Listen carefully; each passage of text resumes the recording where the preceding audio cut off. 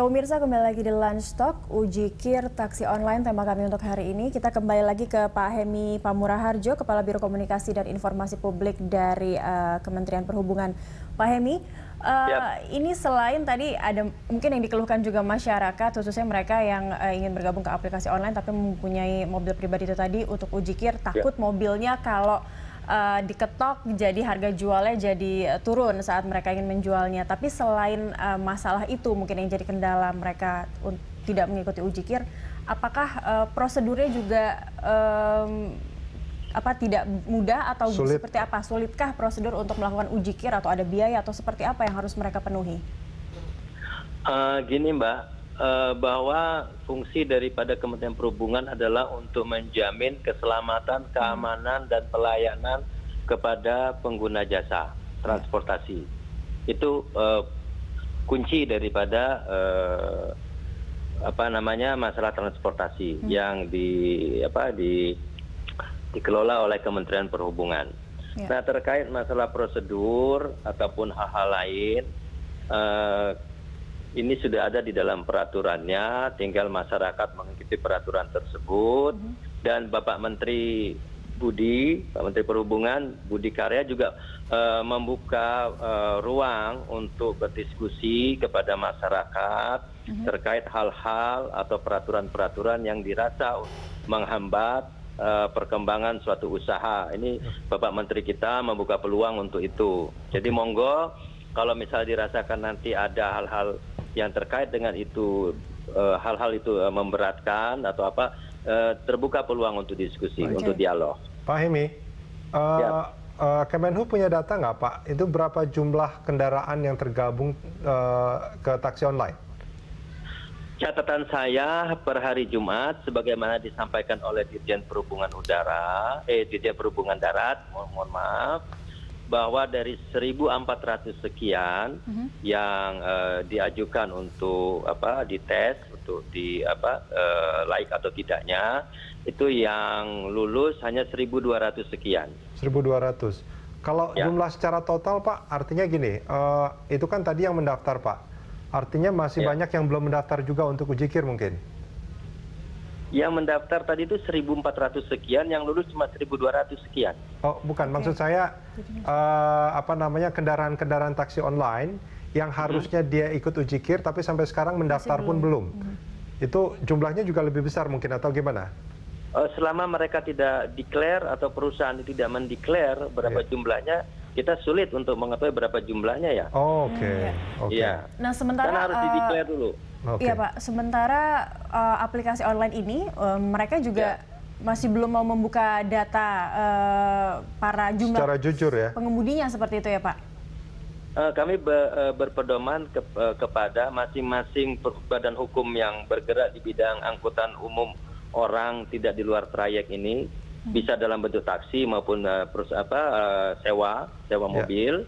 Itu basic kita adalah berapa jumlah yang dia ajukan untuk diuji. Oke. Itu. Artinya jumlahnya bisa jadi lebih dari itu dong ya? Ya bisa jadi, tapi kami tidak tahu berapa jumlahnya.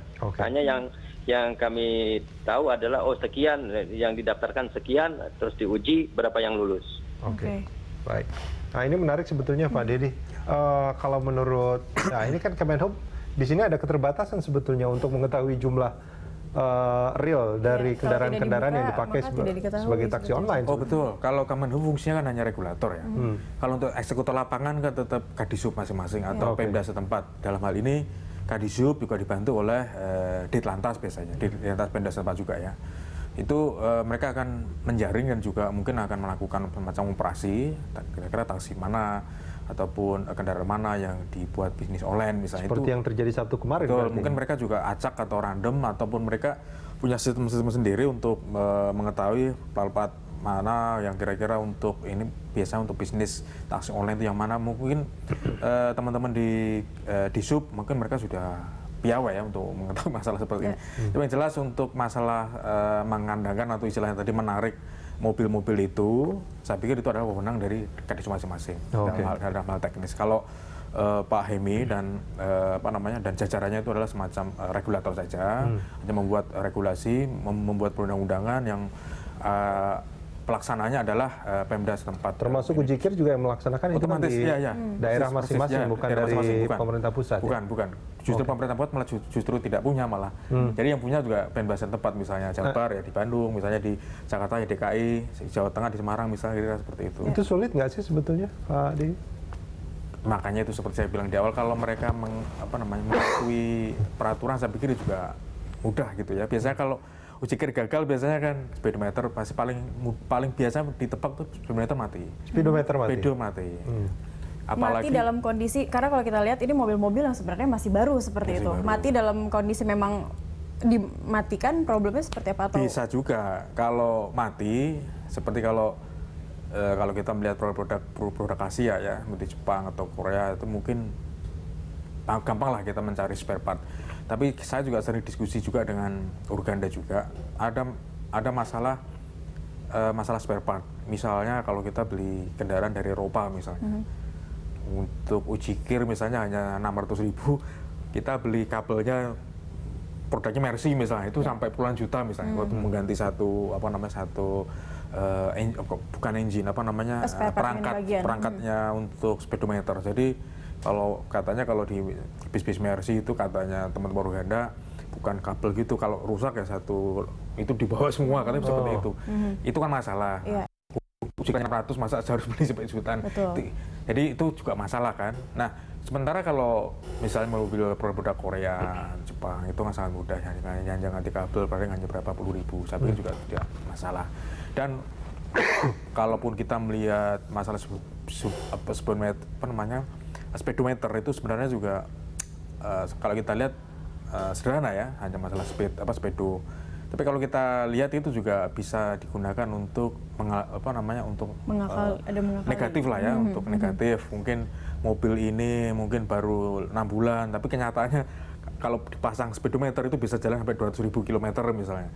Dan itu kan sudah usia mesin ataupun usia kendaraan itu sudah harus turun mesinnya, kira-kira seperti itu. Kalaupun dicopot kan kita nggak tahu. Kalau dari STNK, ini baru kok, padahal ini sudah nguber puluhan ratusan kilometer misalnya tiap hari. Kira-kira seperti itu. Ujikir itu terbukti lolos atau tidak ya belum tentu juga kondisi kendaraannya juga memang layak jalan juga seperti itu. Kalau dia setiap hari jalan 100 kilo kan, setahun aja kan harusnya kan sudah turun mesin gitu loh, kira-kira seperti itu. Jadi kan harus disikapi dengan bijak juga ya. Baik, kita kembali akan lanjutkan di segmen berikutnya. Pemirsa tetaplah bersama kami.